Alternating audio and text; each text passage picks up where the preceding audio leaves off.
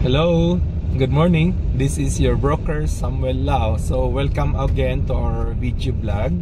So ang pag-uusapan po natin this day is yung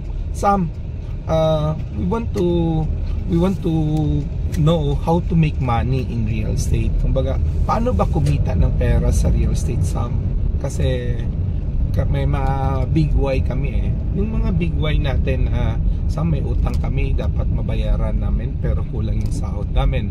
May mga dreams kami na for medical bills, for travel, for buying houses, for mga iba-ibang reason, no? Mga iba-ibang big why hugot natin pa bakit kailangan natin kumita ng pera. So, paano ba mag-side hustle, Sam? Para sideline kami para kumita ng pera sa real estate. Okay? So, again, this is your broker, real estate coach Samuel Lau. So, yes, everybody is welcome. Everybody, I believe we all have a chance to make money in real estate.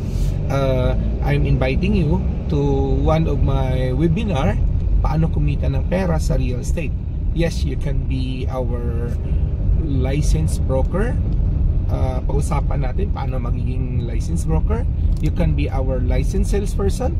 So pag-usapan natin paano maging licensed salesperson.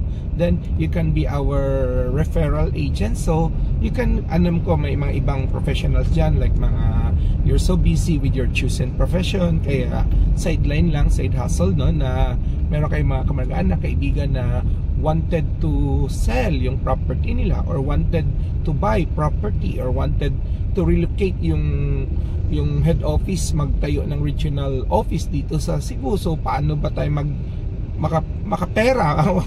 Paano ba, Sam? Pag nag-refer ba kami, may pera-pera ba tayo dyan, no? So pag-usapan natin lahat yan. So we welcome all enterprising people who wanted to make money in the real estate industry. By the way, Sam, baka sunset na ba tong real estate industry?